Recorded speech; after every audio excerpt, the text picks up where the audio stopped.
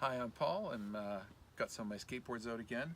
We've come across the Canada-US border. We're in New York State, Ogdensburg, at the Coles Creek State Park. And I'm here to give you an update on the OneWheel versus Boostedboard versus Landwheel comparison. I've got the software update installed on the OneWheel, and I'm a little more comfortable with the sensor pad, which I kind of had issues with on the beginner mode. It was hard to, hesitated when you stood up on one toe to try and turn it off, and kind of left you hanging there. Most of that's gone now. And I still prefer the old sensor pad a little bit better, but the difference is small. Got the fender on. It's a stronger, tougher fender than the original one, so I like that. I'm riding it all the time, especially in the rain. Although it will do about 19 miles an hour, I tend to keep it down below that, because I have some people who try to push the limits of this, can get pretty seriously hurt when at top speed. If it nosedives, then you keep going. So some cautions in order, but it is an incredible machine, on-road, off-road, wet, snow, and I'm really enjoying it. Now, last time I kind of complained that the Boostedboard was kind of heavy to carry around when you got to your destination, and I've done something really cool which has many benefits. And wait for the music to go by. Okay, so what I've done here is I've taken a little material, I've sandwiched it between the base of the trucks and the board, and I've hooked a dog leash onto it. And this has many purposes. One is, it's a really awesome carrying handle. This thing is very light and very convenient. Fits right around your body. It is practically weightless. So I love that. But the real purpose of it is to help you deal with the unexpected. So all it is a dog leash. I've put a little carabiner, a padded carabiner on there to make it more comfortable for the hands. And if you want to take off really fast, you can actually lean forward, put your weight forward, anchor yourself in place with the tether, and you can accelerate a lot faster without any of this kind of lurching backwards. That's cool. If you hit a big bump in the road and you suddenly go forward, that tether keeps you on the board.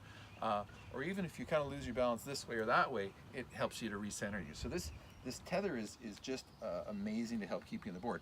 Or sometimes if you're slowing down really fast and your weight shifts forward and your back wheels kind of lift and start spinning and there's a bit of jerking on your stop, this also helps to keep you centered. So it's a really good multi-purpose thing. Now, I got finally the extended range battery from Boostedboard. It wasn't all their delays. Some of them I had to just go pick it up from across the border myself. But the new battery was really quite a bit thicker, almost like much more than a quarter-inch thicker, and a lot of that height is towards the center of the board. And I knew right away I was going to end up scraping it. So they sent larger risers, but those risers gave less than a quarter-inch of additional height. So what I did is I put my big giant Princess Auto half-inch rubber risers on it that I made myself. I did that on the front and the back. Now, what I lost a bit was some of that really accurate carving. So I lost some steering accuracy, but I got all the vibration isolation that I've previously had on the Landwheel, and I kind of integrated that into the Boostedboard. Now, even after all that height raising, I still knew that I was gonna be scraping the battery every time I hit a bump. The roads in Ottawa are just crap because of all the freezing and thawing, so there's cracks all over the place. So I'm constantly jumping on the board to jump over the cracks. So what I decided to do was build myself a stainless steel skid plate. And indeed, every time I go out, I scrape it like 3 or 4 times. So it's really served its purpose. It's not an easy thing to make. I had to, basically hand form the whole thing on a metal bender, and I've got a metal punch, and I did some of it with a step drill bit, and then finally I glued it down with a little bit of a matrix of foam tape, silicone, and hot glue. The hot glue kind of holds it there for curing. The foam tape gives it a bit of thickness. And the silicone is really kind of the permanent sealing mechanism there. No screws or anything, just a skid plate bolted on there. So I'm really enjoying this, and I've addressed some of the issues that I brought up in the last video that favored the Landwheel. Anything else? Not too much. Here I went with the bit of rubber on top and a metal plate to sandwich the board in rubber, but I didn't want to cover up my logo on the front, so I just bolted it from the top there. Okay, so moving to the left, I want to talk a little bit about the batteries. Landwheel's L3-x battery is different from the V4 battery. They used to have this blue label on them, now they don't anymore.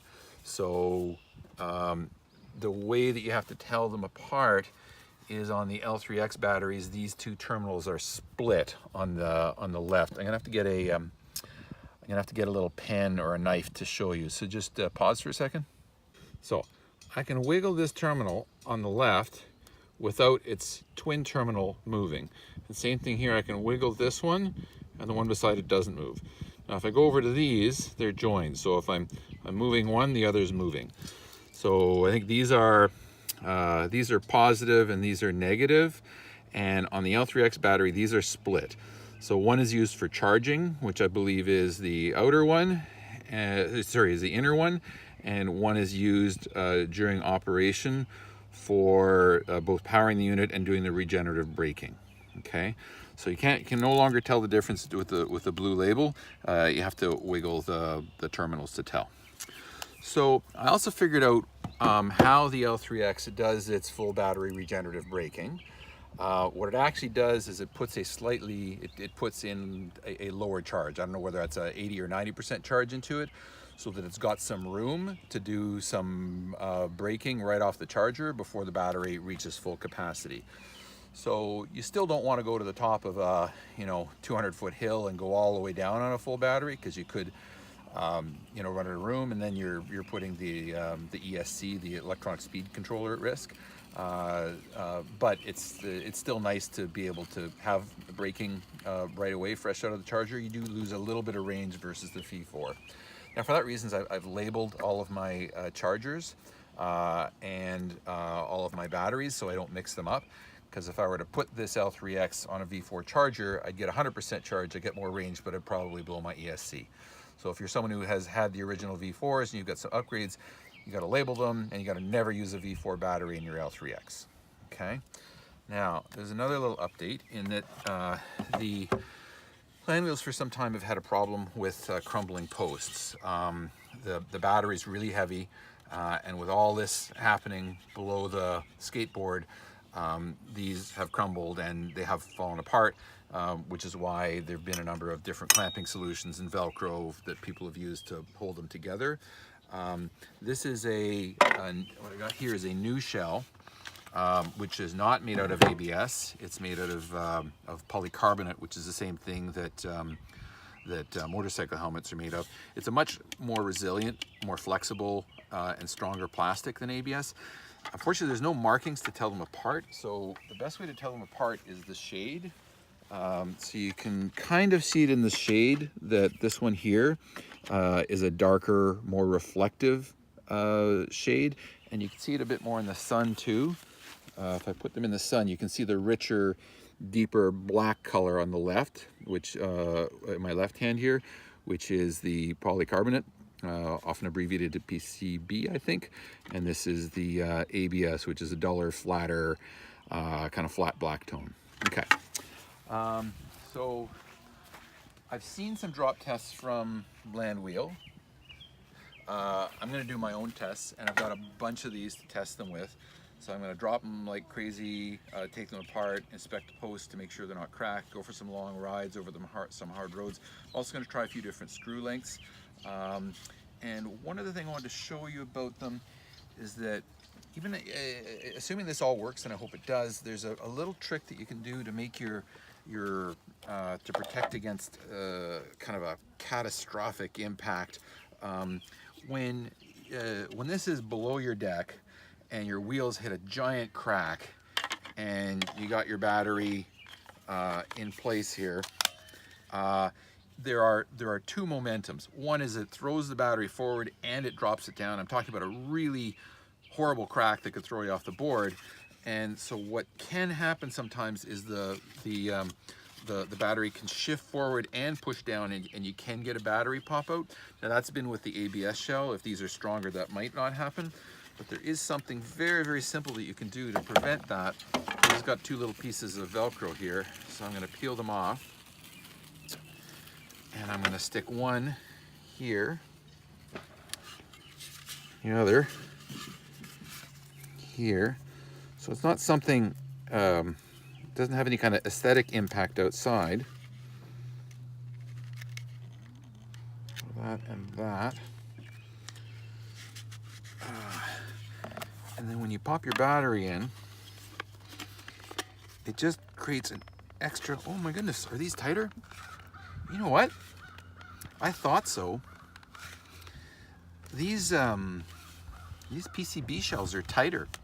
So I think that battery pop-out problem may go away because maybe this product shrinks a little bit out of the mold. I'm not sure why, but there's no longer room for Velcro there. So that's really interesting. That's really interesting. Because if I go over to this machine here, you can come around the back here. You notice I've got the Velcro there, and it just pops right in, right? And it takes up that extra slack. It creates a tighter seam here, but the PCB shell doesn't have that extra tolerance, so it's tighter. So there may be no more of those kind of catastrophic crack impact battery ejections as well. So that's cool. I learned something new. Okay, so if you don't have one of the new PCB shells, you need to contact the manufacturer to get one. They might not be shipping them for another week because they're actually I kind of want to hear back from me on my testing. Until then, you should have some sort of clamping solution, which could include making a little metal clamp like I made here. This is what I do on my 4-wheel drive Landwheel. And I also made this kind of cool machine here. This is under the topic of what you can do with old Landwheels. This is a version 2 Landwheel that really didn't work at all straight out of the box, but the only reason it didn't work, or the main reason it didn't work, is because they were shipping 25 volt batteries with them, and the 25 volt battery couldn't power the ESC for more than a block if you were a kid, or about 10 feet if you were an adult. So I did some modifications to actually put a terminal block from a broken V4 together with a V1 ESC and everything else, and pop that in there. And this is kind of the Velcro solution that holds these together. And then I put together an 8-wheel skateboard, which is really neat because when you do hit a crack, the rear wheels support the front wheels until they're on the other side of the crack, and then the front wheels support the rear wheels until they're over the crack, and you get a much smoother ride, and it's a much safer ride because you can be a lot less worried about getting locked into a crack on the road. So what else? The V1, the V2s didn't have great brakes, but with a good strong V4 battery, they're actually not too bad.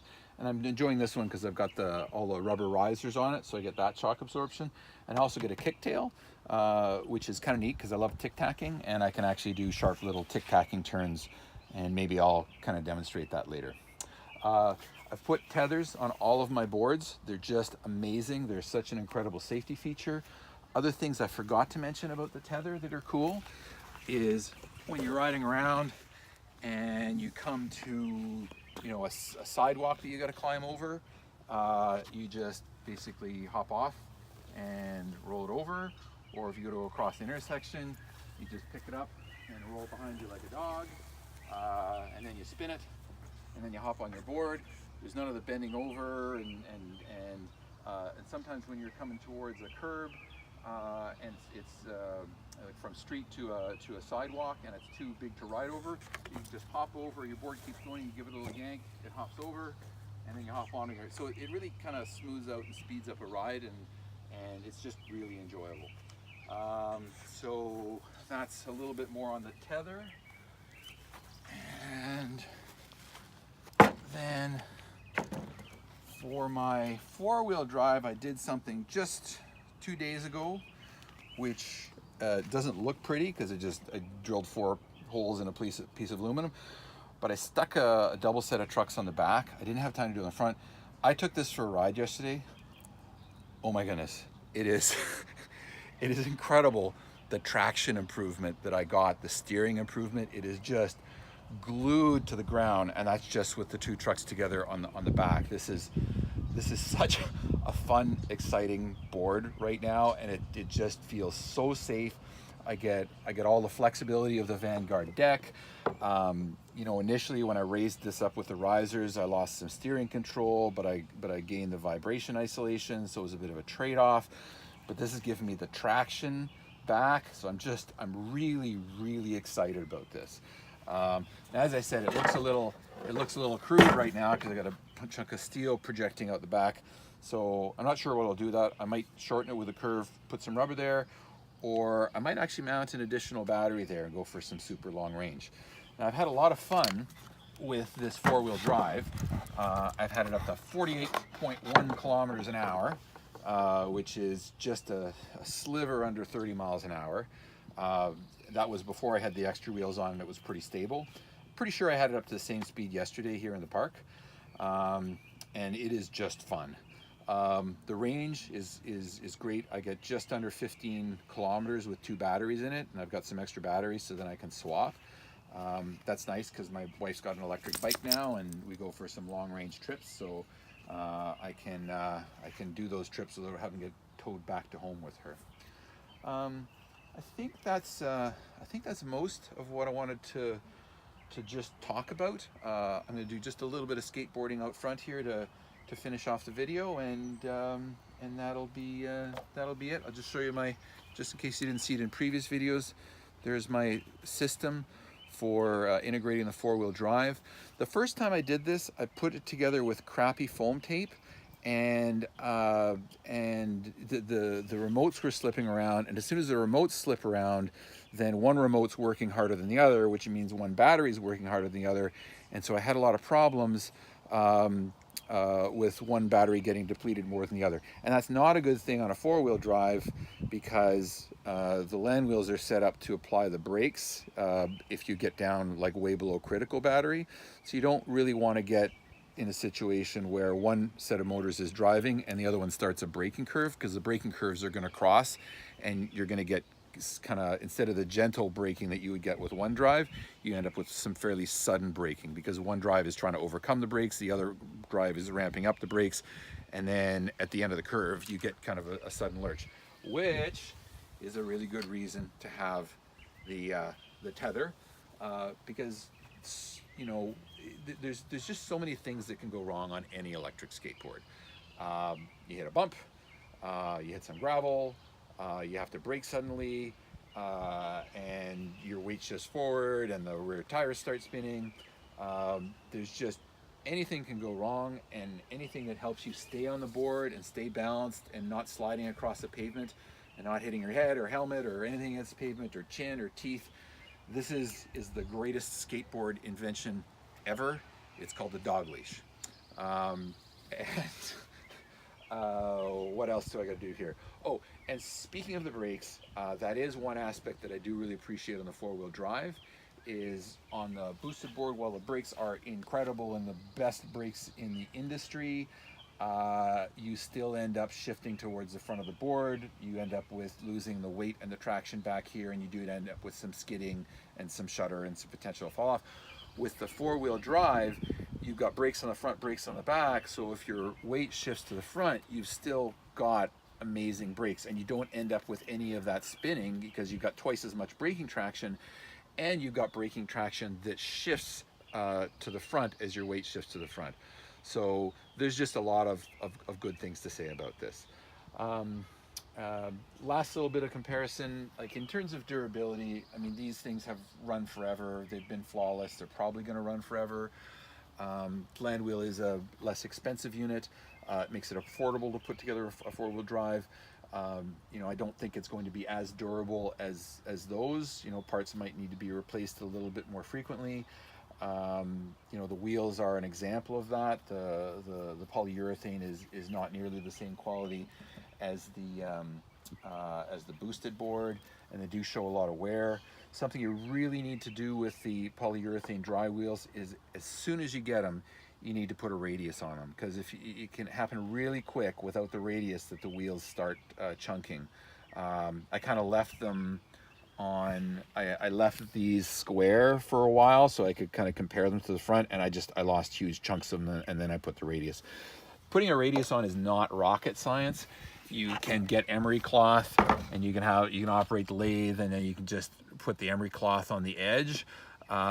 Or you can have a friend operate the emery cloth, and you just go to a piece of concrete in your garage, and you can just do this, and you can put a nice big radius on it just by grinding it against concrete while it's spinning.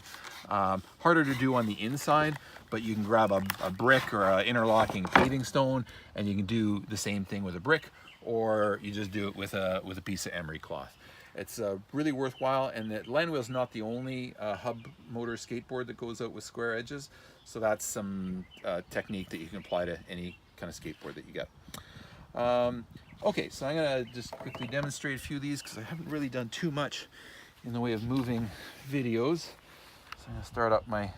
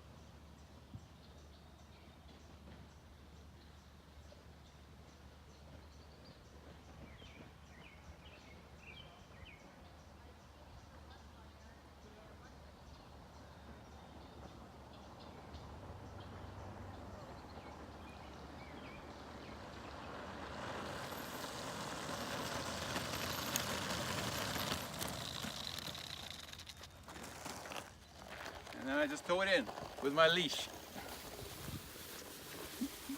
So here's my four-wheel drive one. This thing is fast.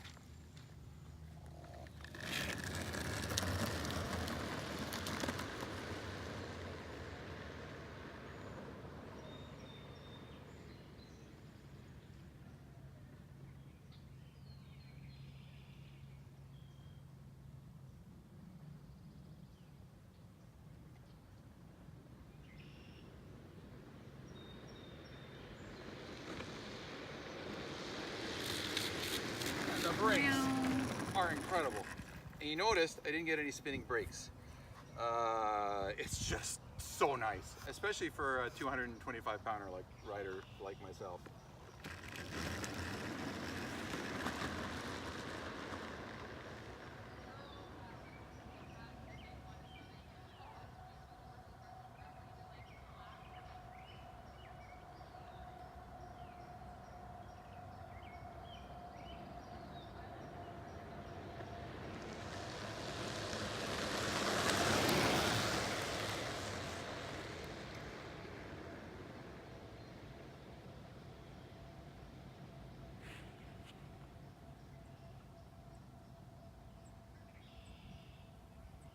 Hey Luna, what do you think?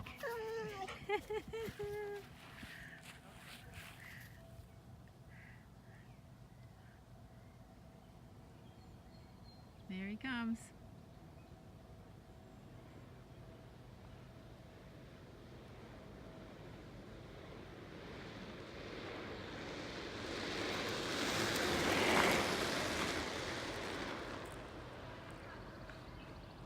Watch out.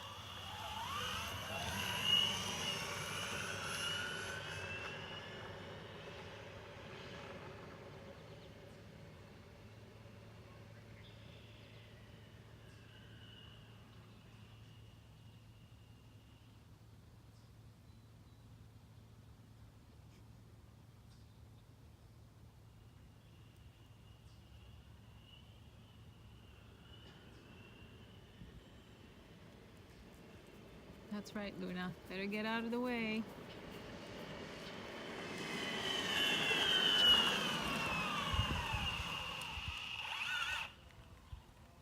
If you notice a little wheel spin there, part of that is a function of me pulling up to keep myself on the board, but part of it is also the weight shifting to the front and the rear wheels lifting off the ground. So that's an advantage you get with the four-wheel drive, is that doesn't happen. And it's an advantage with the tether in that it keeps you in place if that little slip and stick catches you off guard.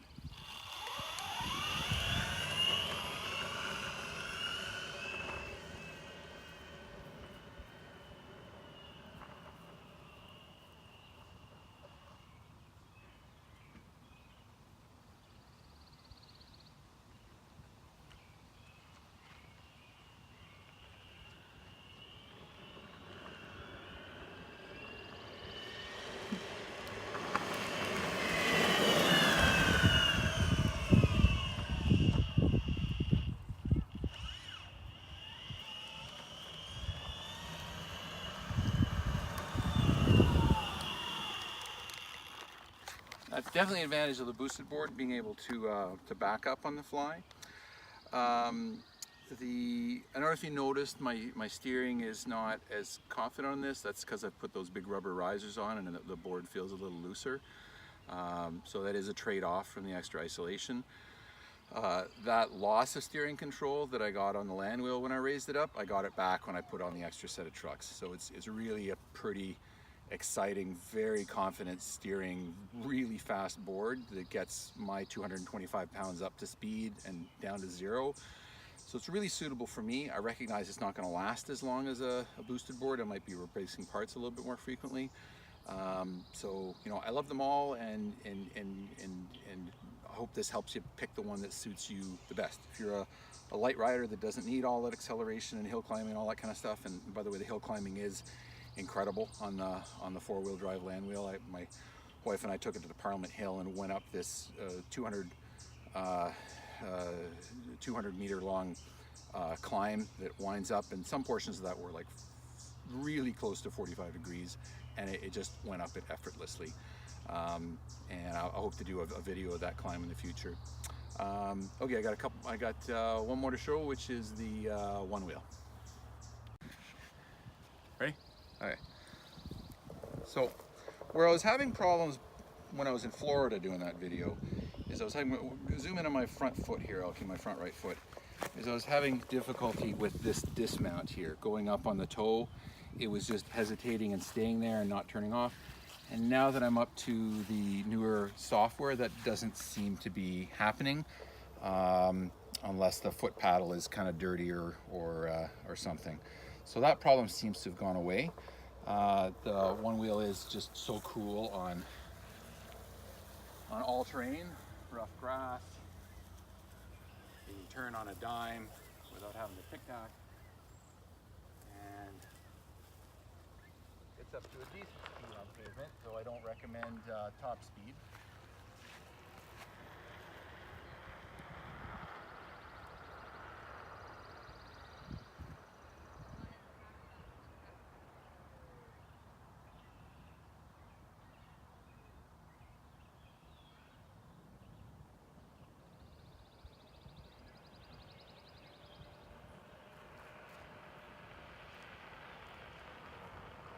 The risk with the OneWheel, if you're going fast, is that you hit a bump that launches your front foot off the sensor, and then you're going to nosedive and you're going to have to run as fast as you're going at the time. So that's why I really recommend keeping it to a comfortable speed that you could feel you could actually jump off and run, and maybe run faster than the board so it doesn't come and hit you in the ankles.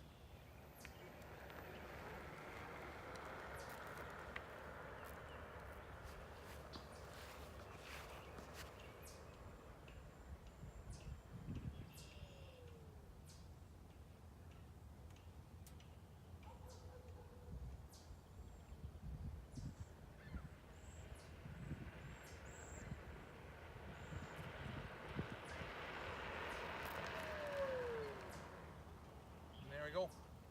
I think my battery's actually getting low because it's giving me little kick-ups. So I'm going to stop right there.